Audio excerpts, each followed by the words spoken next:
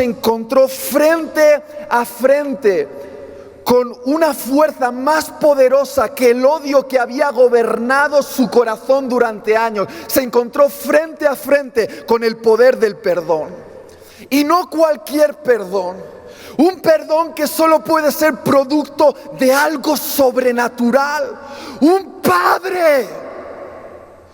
padre perdonando al asesino de su hija. Porque creo que todos estaremos de acuerdo aquí que ya se hace difícil perdonar a alguien que te hace daño a ti. Pero creo que se hace una tarea casi imposible perdonar a alguien que hace daño a una persona que tú amas. No hay acto más antinatural para el corazón humano que desafía todos nuestros instintos más primarios que extender perdón a un enemigo. Y estoy convencido de que si en los últimos momentos de vida de este asesino algo le hizo replantearse la posibilidad de que existiese un Dios al otro lado de la muerte, en ese momento cuando le estaban poniendo los electrodos para someterlo a la pena capital, si algo le pudo hacer pensar en la posibilidad de que existiese un Dios, fue esto: ver cómo un hijo de ese Dios fue capaz de perdonar a su peor enemigo. Jóvenes, creo que no hay nada que revele de forma más abrumadora a Dios en este mundo que uno de sus hijos perdonando a su peor enemigo. Una vez alguien me hizo una pregunta difícil, una de esas preguntas que te hacen pensar. Me dijeron: Itiel, si pudieses elegir una y solo una virtud de tu Dios que pudieses encarnar en tu vida de forma perfecta, si solo pudieses elegir una virtud de Dios, ¿cuál crees que sería la virtud que revelaría mejor el corazón de tu Dios en este mundo? Es una pregunta difícil, ¿verdad? Pensé y primero pensé en la sabiduría. ¿Cómo revelaría a Dios en este mundo si yo fuese capaz de dar solución a todos los problemas de la humanidad? Después pensé en la sanidad. ¿Cómo revelaría a Dios en este mundo si fuese capaz de aliviar todo el dolor y el sufrimiento del cuerpo humano? Incluso pensé en la compasión. ¿Cómo revelaría a Dios en este mundo si fuese capaz de alimentar a los hambrientos y vestir a todos los desnudos? Y pensé y al final elegí el perdón. Quizá no estés de acuerdo conmigo, pero creo que el perdón te conecta directamente con Jesús en la cruz. Cuando perdonas, literalmente estás siendo crucificado con Cristo. Estás identificándote con Jesús en el momento más determinante de su vida humana. No te engañes, pocas veces serás tan parecido a Jesús como en el momento en el que perdonas una ofensa a tu ofensor. Da igual que te dejases una barba larga, te vistieses con una túnica y caminases en sandalias. Da igual que fueses capaz de reproducir cada una de las palabras que Jesús dijo, o sanar la misma cantidad de enfermos que Jesús sanó, o alimentar a la misma cantidad de personas que Jesús alimentó. Pocas veces revelarás el corazón de Jesús de forma más evidente en este mundo que en el momento que extiendes perdón a un enemigo. Y cuando estoy hablando de un enemigo, estoy hablando de alguien que todos en esta sala tenemos en nuestra vida. desde el último que se encuentra allí hasta el primero de aquí, tiene uno o varios enemigos. Un enemigo es alguien que consciente o inconscientemente te causa algún perjuicio. Estoy hablando de esa persona a la cual le revelaste un secreto, era algo privado, pero no tardó mucho en hacerlo público en la comunidad. Estoy hablando de ese hombre o esa mujer a la cual le entregaste el corazón y lo traicionó y te clavó un puñal siéndote infiel o prometiéndote algo que luego no cumplió. Estoy hablándote de esa persona que es papá solo por una cuestión biológica, pero que abandonó la casa y luego ha hecho la vida imposible a tu mamá. Estoy hablando de esa persona en autoridad que quizá no creyó en ti, esa persona que te difamó. Estoy hablando de esa persona que te puso un mote. Hablo de alguien que consciente o inconscientemente te causa algún perjuicio. Un enemigo. Y todos en esta sala tenemos enemigos. Y hay una conexión tan íntima entre tu corazón y el corazón de Jesús cuando te identificas con Él en el acto sobrenatural del perdón. Si eres un poquito carismático como yo, ¿cuántos están orgullosos de ser carismáticos de la vieja escuela? De esos que le gusta andar revolcándose. A mí sí. Me encanta hacer la croqueta. Seguramente habrás hecho algún tipo de oración como esta. Padre, quiero estar más cerca de ti. Quiero tener un mayor nivel de intimidad contigo. ¿Cuántos han hecho alguna vez una oración así a Dios? ¿Sí o no? Muy pocos. ¿Alguien ha orado así, ha pedido un mayor nivel de intimidad a Dios? ¿Sí o no? Sí. Pues muchas veces Dios contesta a esa oración regalándote un enemigo. Tú le dices, Dios, quiero un mayor nivel de intimidad contigo, y Dios te regala un enemigo. Un enemigo. Esa persona que crees que es un obstáculo para tu vida espiritual, pero que en realidad es una lanzadera para llevarte a un nuevo nivel espiritual en tu vida. Un enemigo. Quien tiene un enemigo tiene un tesoro. Un enemigo es una oportunidad única para identificarte con el corazón de Jesús. Algunos me han preguntado, Itiel, ¿qué significa estar en la cima de la vida espiritual? Como si yo lo supiese.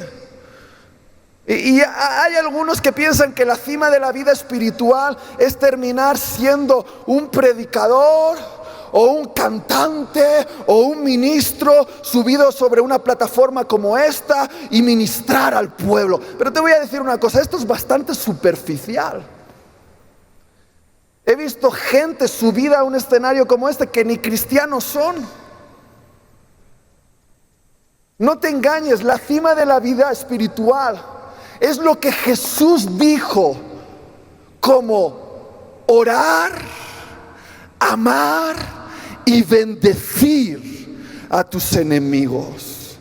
Él dijo en el famoso sermón de la montaña, su gran discurso, dijo: oísteis que fue dicho, amarás a tus amigos y odiarás a tus enemigos, pero yo os digo, amad, orad y bendecid a los que os persiguen, a los que os están haciendo daño, porque si solo hacéis bien a los que os hacen bien, ¿qué recompensa tendréis? Incluso los paganos hacen eso.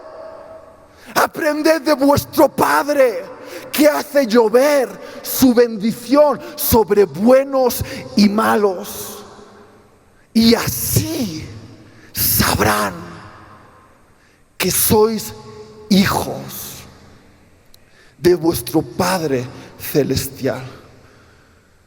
Puede ser que no sepas hablar en lenguas. La última vez que profetizaste a alguien te equivocaste de persona, y cuando oraste por tu último enfermo lo mataste. Pero si has perdonado a un enemigo, bienvenido a las ligas mayores de la espiritualidad. Esa es la cima, ese es un lugar alto en la vida cristiana, perdonar a un enemigo.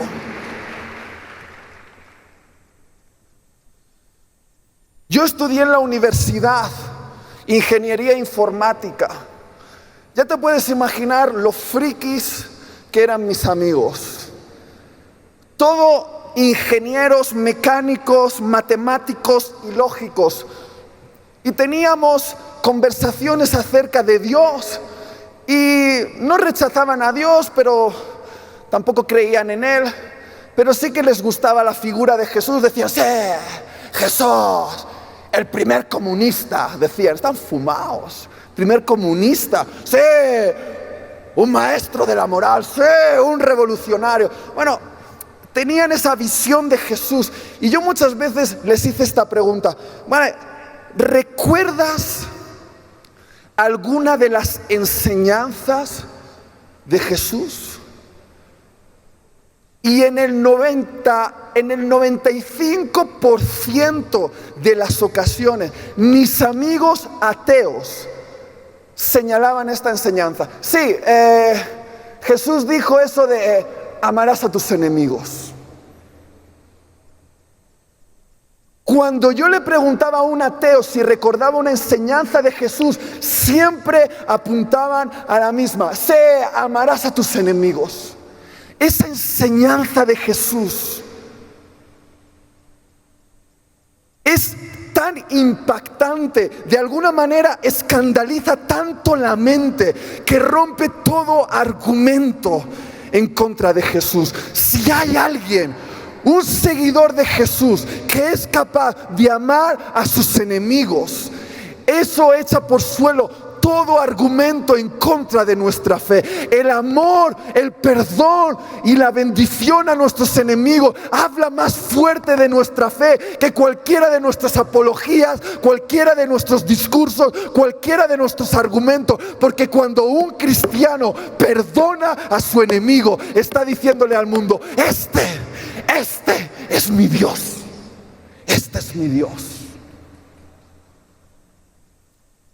No sé si alguien me está entendiendo aquí.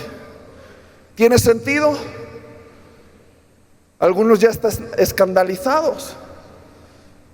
Mateo 18, 21 al 22, recoge una conversación entre Pedro y Jesús.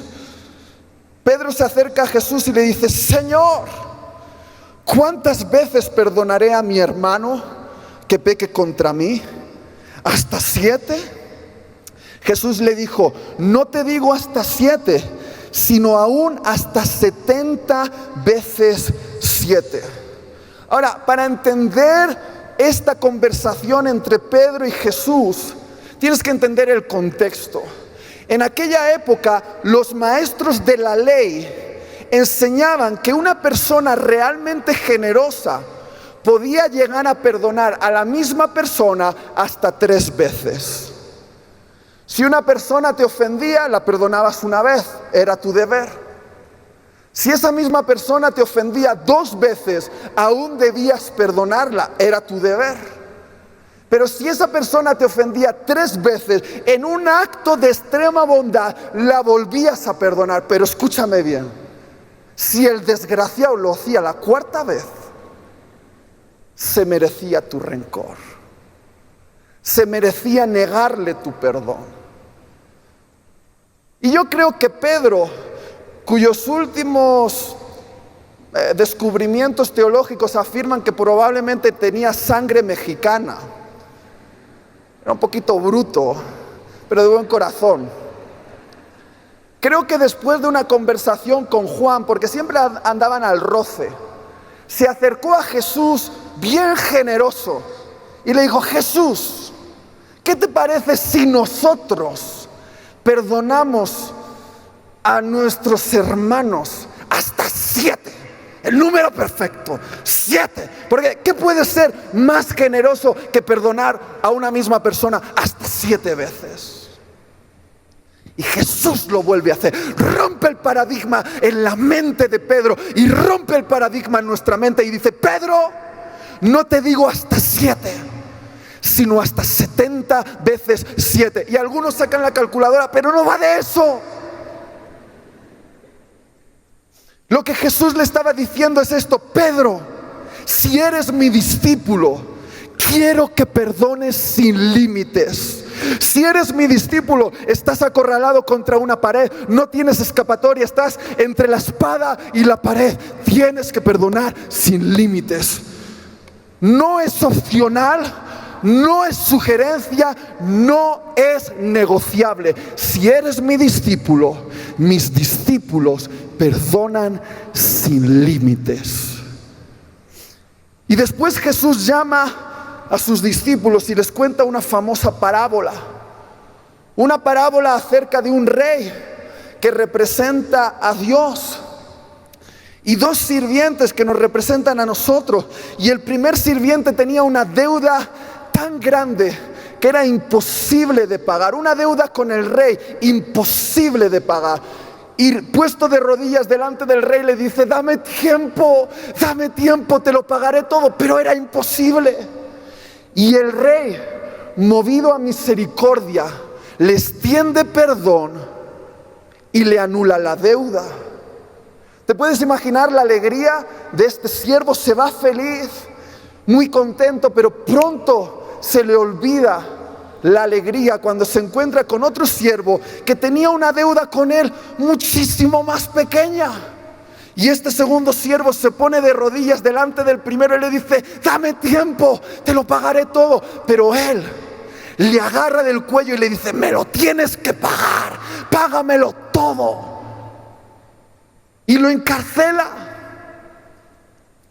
Cuando la noticia llega al rey, dice la Biblia que el rey, lleno de ira, hace llamar al primer siervo, al que había perdonado tanto, y le dice: tú, al que perdoné tanto, no has sido capaz de perdonar una deuda menor. Y lo echó en la cárcel y puso su cuerpo a merced de torturadores que lo torturaban de día y de noche. Y finalmente Jesús termina esta parábola con uno de los versículos más aterradores de la Biblia. ¿Alguna vez has deseado arrancar una página de la Biblia? Yo sí. Y voy a ser bien claro contigo: si no has deseado arrancar una página de la Biblia, es que no te la tomas en serio.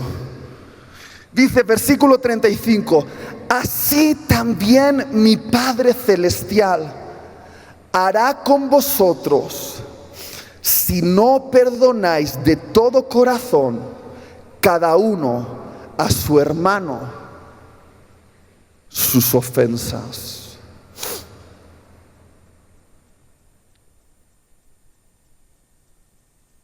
En un evento parecido a este, mucho más pequeño, al terminar la reunión, una mujer se acercó a mí y nada más verla pude ver una oscuridad en sus ojos y como una especie de nube negra sobre ella. Era una mujer relativamente joven, pero que aparentaba ser mucho más anciana de lo que era. Y se acercó a mí y abrió la conversación así: estoy siendo atormentada todas las noches, no puedo aguantar más y estoy pensando que el suicidio es una buena opción para mí. Rápidamente la llevé aparte con otra persona y empezamos a hablar con ella. Y no tardé mucho en encontrar el punto. ¿Sabes cuál era? Un conflicto con otra persona. Ahora, no cualquier persona, una de esas personas a las cuales uno le entrega el corazón, aquella persona que fue llamada su marido, pero que la había traicionado con varias mujeres, y no contento con eso, se justificaba de tal manera que le hizo la vida imposible a ella, al hijo que tenían en común. Un horror, una persona que no se merece perdón. Estamos hablando de esa. Odiable, despreciable, un enemigo. Y ella me decía, le odio a él y odio a su madre, le odio con todo mi corazón. Y yo sabía, por favor, préstame atención, yo sabía que lo que le iba a pedir es algo imposible para la naturaleza humana. Le iba a pedir algo sobrenatural. Le iba a pedir que perdonase a su enemigo. Y le dije, mira, no tienes otra opción. Tienes que perdonarlo. No te estoy hablando de restablecer la relación, eso ya se rompió, pero tienes que liberarlo de todo el odio que tienes en tu corazón. Y ella me dijo, ¡no puedo! Me cuesta tanto perdonar. Y yo la tuve que agarrar así. Y la dije, lo sé. Escúchame, perdonar te va a costar mucho, pero no perdonar te va a costar mucho más. No perdonar te va a matar. No perdonar te va a destruir.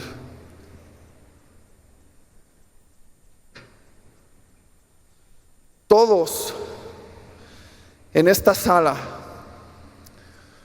tenemos una historia diferente, pero sin duda todos en esta sala tenemos algo en común.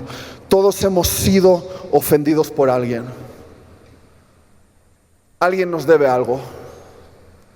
Porque cuando alguien te ofende, te hiere, te falla, te traiciona, daña algo dentro de ti y tu alma percibe la necesidad de ser compensada. Es como si al romper algo dentro de ti, esa persona quedase en deuda de arreglar lo que ha roto y tú pones una demanda de compensación sobre esa persona.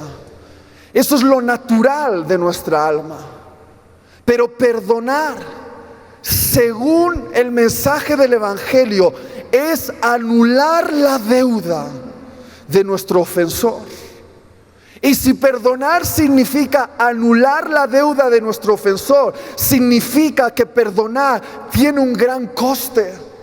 Pero escúchame bien, no perdonar tiene un coste mayor. No perdonar te pone en conflicto con Dios mismo. Jesús dijo en Mateo 6:15, si no perdonas a los hombres sus ofensas, Dios tampoco te perdonará a ti tus ofensas. Ahora, no hace falta saber griego para entender lo que dice aquí. Jesús dice, si no perdonas, no te perdono. Si no perdonas, no te perdono. Ahora, déjame analizar esto. ¿Hay algo que puede retener la gracia de Jesús sobre la vida de una persona? Para mí la gracia es irresistible. He visto la gracia de Dios actuando sobre prostitutas, drogadictos, asesinos. La gracia de Dios en los lugares más insospechados. Pero ¿sabes qué? Esa gracia irresistible puede ser resistida por una cosa: tu falta de perdón. Algunas personas dicen, Itiel, siento como si estuviese retenido, encarcelado en una cárcel. Siento como si mi llamado estuviese retenido. Siento como si mi bendición estuviese retenida. Siento como si mi sanidad estuviese retenida. me siento preso y Dios no responde. Y lo que muchos no entienden es que ellos están siendo presos de su falta de perdón. Hay tantas cosas que son retenidas por la falta de perdón. La Biblia dice que por la falta de perdón Dios no escucha tus oraciones. La Biblia dice que por la falta de perdón Dios no acepta tus ofrendas. Y créeme, por ahí anda Vicente, el exorcista. Él es el experto. En el 80% de los casos de tormentos demoníacos que mi mujer y yo hemos tratado, el 80% estaban relacionados con falta de perdón en la vida de esa persona.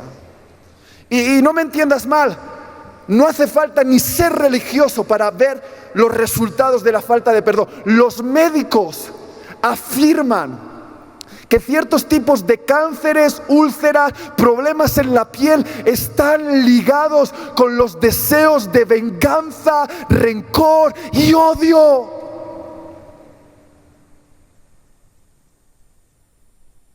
La falta de perdón mata. Hace un tiempo atrás, allí en España, yo solía ir a una cafetería a desayunar por las mañanas. ¿Algunos tenéis una cafetería favorita donde vais a desayunar? Yo sí, soy bien viejito ya en eso, me gusta mi cafecito, tal, mi pinchito de tortillas. Si no sabes lo que es eso, qué vida más triste, Y yo estaba yendo a una cafetería y los dueños de la cafetería tenían una luz. No eran cristianos, pero eran tan amables, te servían de una forma con tanta alegría. Y yo me sentía como en casa en ese lugar. Pero una mañana, al llegar a la cafetería, descubrí que justo un minuto antes había explotado una cañería. ¿Se entiende cañería? Y literalmente litros y litros y litros de agua estaban inundando el lugar. Toda la comida destruida, todo el mobiliario estropeado, toda la maquinaria rota.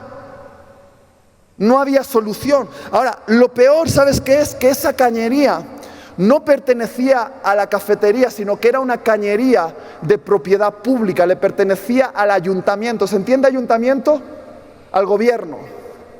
¿Y sabes lo que se les ocurrió a estos dueños de la cafetería? Llevar a juicio al ayuntamiento. ¿Tú has intentado llevar a juicio al ayuntamiento? ¿Sabes lo que va a pasar? Vas a perder. 3 años después, me llega una carta a casa llamándome como testigo. 3 años después, ese juicio no tenía resolución. El ayuntamiento le pasó la pelota al consorcio de aguas, el consorcio de aguas a la constructora, y así durante 3 años. 3 años me llaman como testigo. Y cuando voy al juicio y veo después de 3 años a esas mismas personas, estaban llenas de oscuridad, envejecidos, habían perdido el pelo, literalmente estaba en un estado de muerte. Y yo comprendí que un juicio no resuelto te desgasta hasta matarte. Y muchos de los que estáis aquí estáis llevando a juicio a una persona. Habéis puesto una demanda sobre alguien. Y yo no le estoy quitando importancia a lo que ocurrió. Lo que ocurrió fue un desastre. Pero déjame decirte algo. Mientras guardas esperanza de que esa persona compense lo que ha roto, no estás más que destruyéndote a ti mismo. Porque lo primero es que ese asunto va a violar tu mente. La va a violar de día y de noche. Va a ser lo primero en lo que vas a pensar por la mañana, lo último en lo que pensarás por la noche. Constantemente estarás imaginando conversaciones, qué podrías haber dicho, cómo reaccionaría. Incluso fantasearás con venganza. Y mientras guardas esperanza de que se haga justicia a tu favor, lo que no entiendes es que en el 99% de los casos esa persona no puede y no lo hará, jamás te compensará. Y tú vas a morir. Tú vas a morir.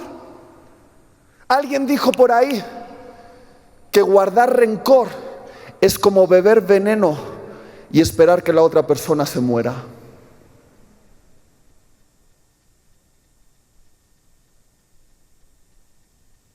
La falta de perdón solo te hace daño a ti. Los dos voluntarios, venid rápido.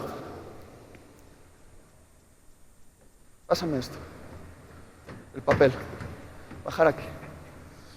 Los romanos eran expertos en tortura. ¿Sabéis quién inventó la cruz como sistema de tortura? Los romanos. Pero los romanos también tenían otro tipo de torturas. Cuando descubrían a un asesino, una manera de castigarlo era tomar el cadáver de la persona a la que había matado, unirlo y con alambres de pinchos atar el cuerpo muerto de esa persona a su asesino, dejando que esos pinchos abriesen heridas, y mientras el cadáver de su víctima iba pudriéndose en un estado de descomposición, el asesino, echado en una fosa, se iba contaminando hasta envenenarse con su propia víctima. Y en lo espiritual, cuando tú guardas rencor a una persona, te es contado como asesinato. Y no entiendes que el juicio es que quedas atado a tu víctima. Y mientras ese asunto se va pudriendo en tu alma, el que se está envenenando eres tú. Y esta mañana he venido aquí en el nombre de Jesús a decirte: libéralo y serás liberado. Libéralo y serás liberado. La única manera de salir de esa cárcel en la que te encuentras es liberando para ser liberado. Muchas gracias. Muchos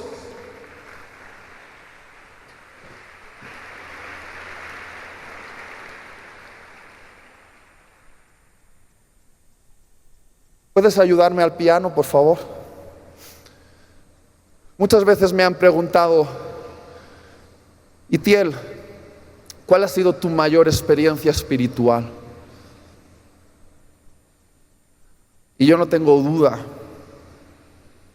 Mi mayor experiencia espiritual fue con 17 años, en una casa de sanidad en la montaña, cuando hice una lista de mis ofensores, de mis enemigos, y empecé a liberarlos, a extender perdón uno por uno. Si eres como yo, blanquito, purito, hijo de evangélicos, te costará admitir que tienes enemigos. Yo dije: no, mira, yo no tengo enemigos. Pero el pastor me dijo: inténtalo, escríbelo. Dije: por obediencia, pastor. Y puse al primero a aquella persona que me puso un mote, un insulto en el colegio. Puse también a esa profesora endemoniada de matemáticas que me hacía la vida imposible. ¿Cómo no? A mi padre, porque desde mi punto de vista había fracasado como padre. Y a mi madre, un poco loca. Y a mi hermana, que desde el momento que nació me estaba arruinando la vida. También puse a mi pastor, cómo no, y al otro pastor que me difamó, y al otro que le apoyó, a todo el consejo de pastores dentro, ya.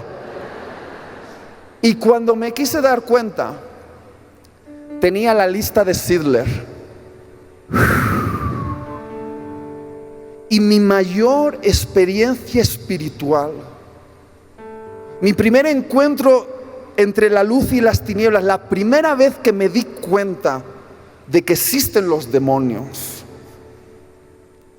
fue ese día en el cual uno por uno empecé a liberar y extender perdón a mis enemigos.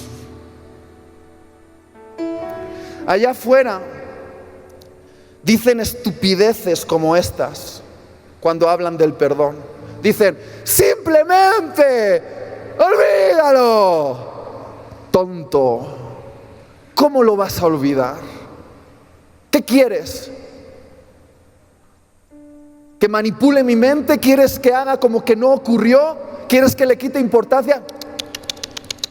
Eso ocurrió. Para los cristianos, perdonar no se trata tanto de olvidar como se trata de recordar. Se trata de recordar la cruz. Para los cristianos, perdonar no es olvidar, es recordar la cruz. Y esta mañana quiero llevarte a ese lugar de dolor, pero que será el lugar de tu mayor gloria.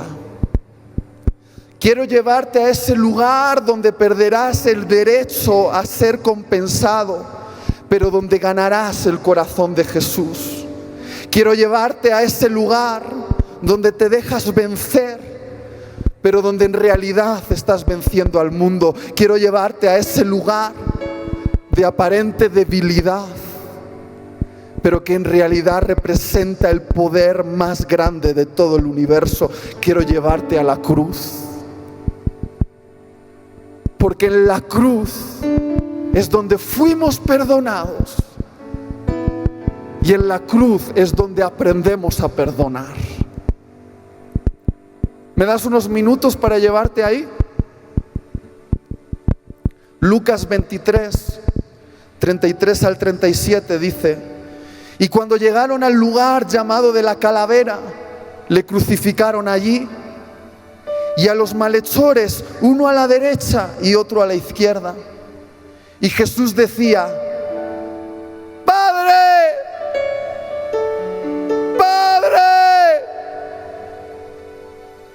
perdónalos, porque no saben lo que hacen. Y repartieron entre sí sus vestidos echando suertes. Y el pueblo estaba mirando, y aún los gobernantes se burlaban de él, diciendo: a otros salvó, sálvese a sí mismo, si este es el Cristo, el escogido de Dios. Los soldados también le escarnecían, acercándose y presentándole vinagre y diciendo: si tú eres el rey de los judíos, sálvate a ti mismo. Queridos, Jesús nos enseñó que perdonar significa no salvarse a uno mismo, aun cuando pudieras hacerlo. En esa cruz, Jesús nos enseñó el significado del perdón. El perdón a nuestros enemigos. Jesús en esa cruz no miró hacia abajo, hacia sus enemigos, y les dijo: yo os perdono. Sino que miró hacia arriba, hacia el Padre, y dijo: Padre, perdónalos, porque no saben lo que hacen. Porque si Jesús hubiese mirado hacia abajo, hacia sus enemigos, hacia ti y hacia mí, y nos hubiese dicho: os perdono, si hubiese dicho os perdono a personas que ni siquiera estaban escuchando, a personas que ni siquiera creían que debían ser perdonadas de nada, a personas que incluso estaban disfrutando con el dolor de Jesús, si Jesús les hubiese dicho os perdono, hubiese sido como echar perlas a los cerdos. Esas preciosas palabras,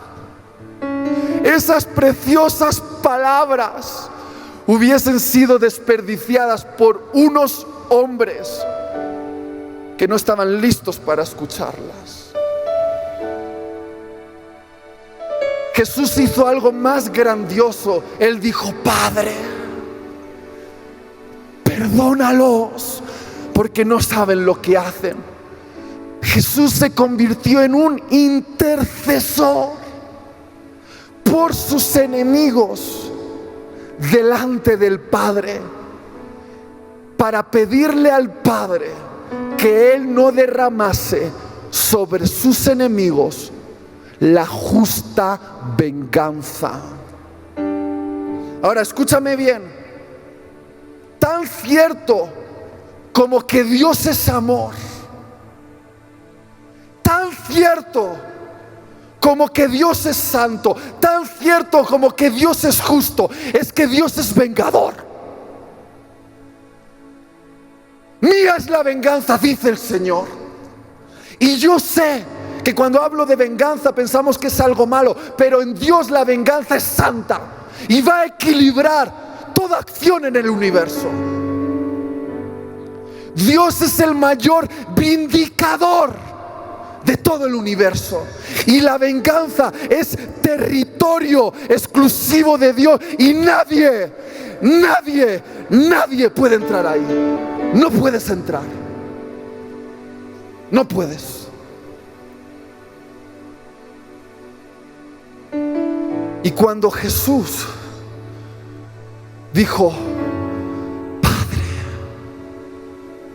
perdónalos, porque no saben lo que hacen, lo que estaba haciendo era pedir la amnistía para sus enemigos.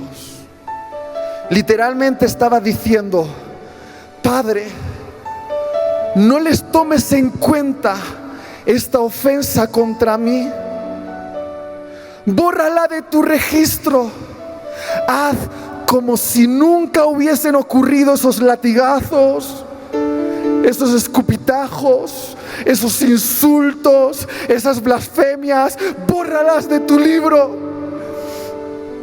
En cuanto al castigo que sus actos contra mí merecen, te pido que no ejecutes tu venganza por mi causa. Jesús se puso como intercesor entre el Dios vengador, santo, y sus enemigos, e hizo muralla y dijo: Padre, yo les perdono, perdónalos tú también. No derrames tu justa venganza sobre ellos. Te pido la amnistía para mis enemigos. ¿Sabes cuál es la prueba del perdón total? Interceder por tus enemigos. Hasta que no has llegado a ese punto,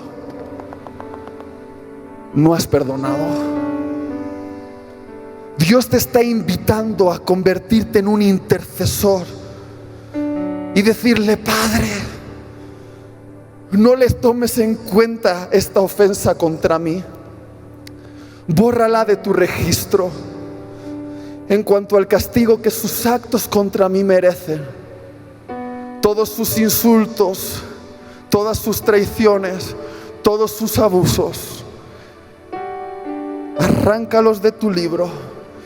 Te pido que no ejecutes tu venganza por mi causa.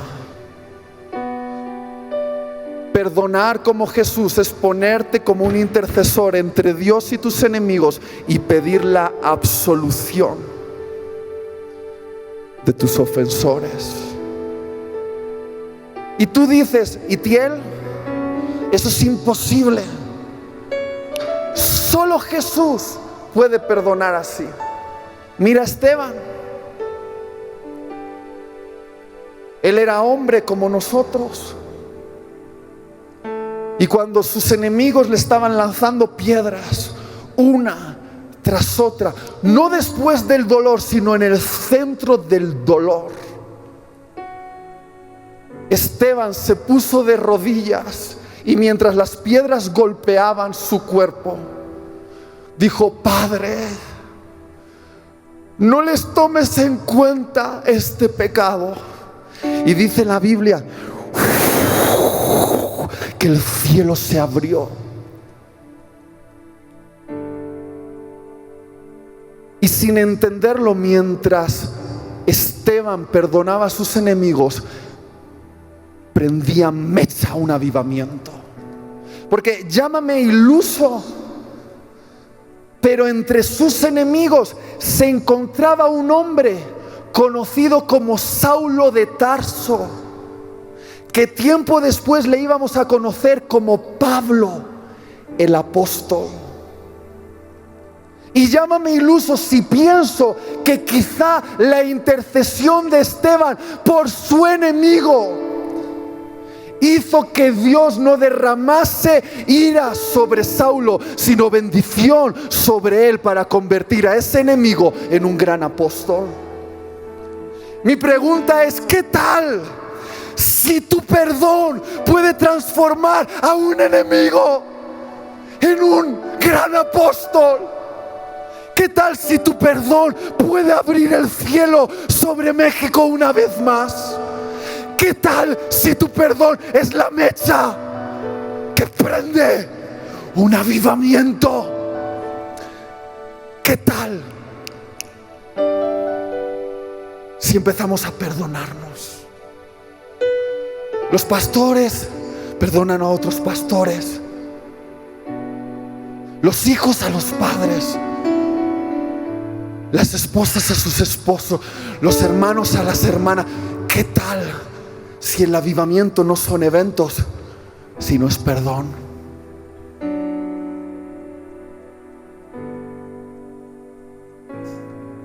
Y no me voy a poner romántico. Perdonar duele. Y hay cosas que no aprendes en un libro, aprendes con un enemigo. Lo que yo llamo un enemigo íntimo. ¿Cuántos tienen un enemigo íntimo?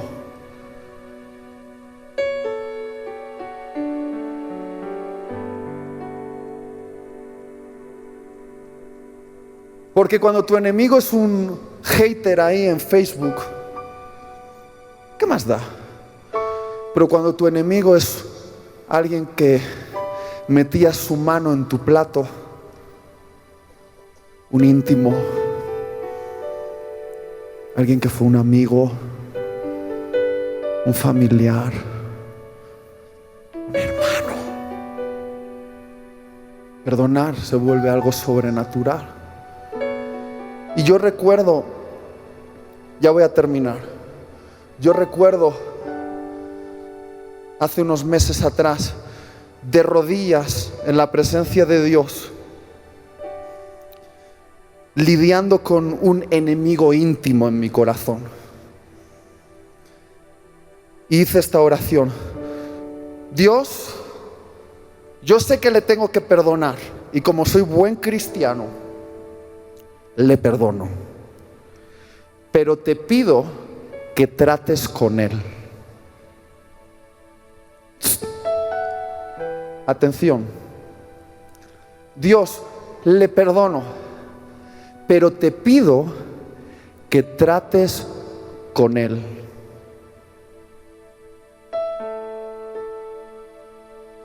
¿Qué significa en nuestro lenguaje evangélico trata con él?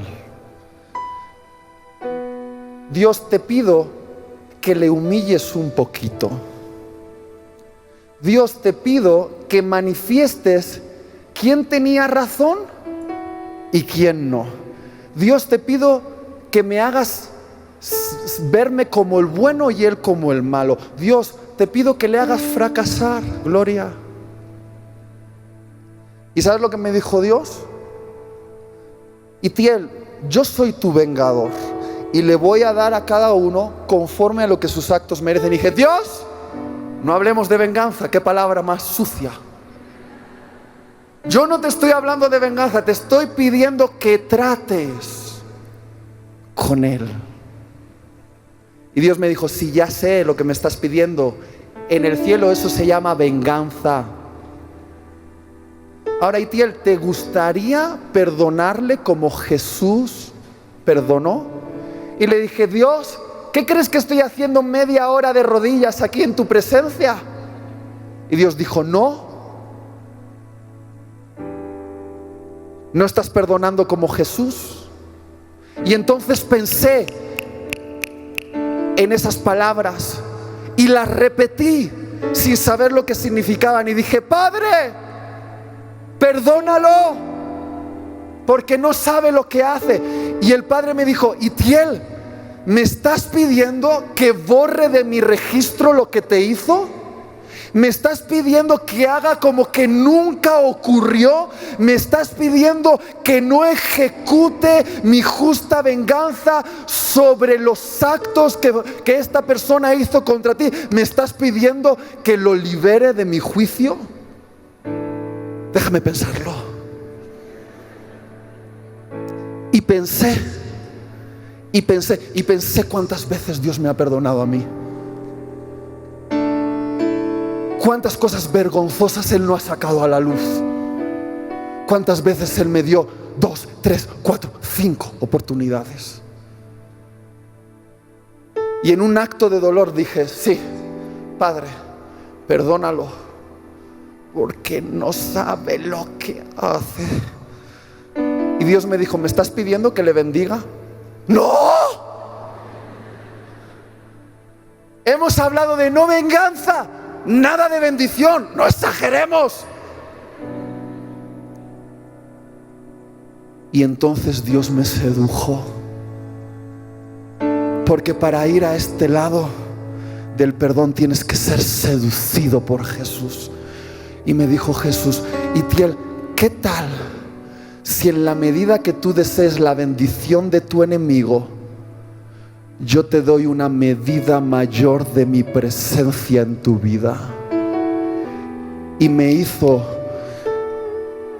una oferta. Me dijo, Itiel, ¿amas más mi presencia de lo que amas ver a tu enemigo castigado? ¿Deseas una medida mayor de mí más de lo que deseas la justa venganza? Mira a Jesús perdonándote. Ponme la imagen. Mike, ayúdame.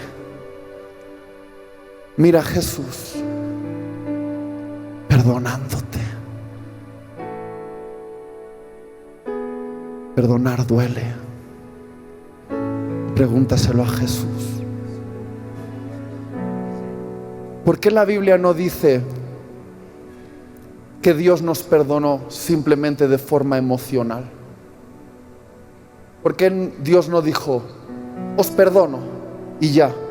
¿Por qué tuvo que sacrificar a su Hijo Jesucristo para perdonarnos? Queridos, porque no se puede simplemente perdonar. Porque cuando alguien rompe algo dentro de ti, cuando rompen algo que tú amas, eso está roto. Y eso tiene un coste. Si yo le dejo a Misael mi coche y él conduciéndolo lo golpea contra un árbol y rompe un faro de $300, y luego Misael viene y me dice, Itiel, perdóname, y yo le digo, Misael, te perdono, ¿eso arregla mi faro? ¿Arregla mi faro? No, mi faro sigue roto. Y en esta relación solo hay dos personas que pueden pagarlo. O lo paga él que lo rompió, o lo pago yo. Y en el perdón cristiano es el ofendido quien asume el costo de lo que se ha roto. En el perdón cristiano es el herido quien asume el dolor. En el perdón cristiano nosotros somos crucificados. Nosotros pagamos. Porque perdonar no es gratis. Perdonar tiene un coste. Y la pregunta es si lo vas a pagar tú o vas a estar esperando que la otra persona lo pague. Mike, ayúdame. Mira a Jesús pagando el precio de tu ofensa,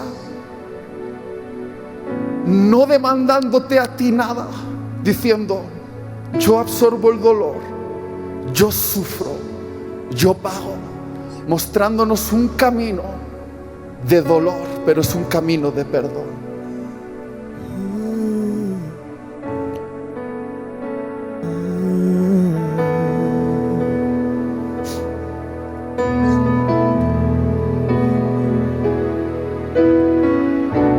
Sobre ti el dolor, tus venas lloraron, Jesús, Jesús, Jesús.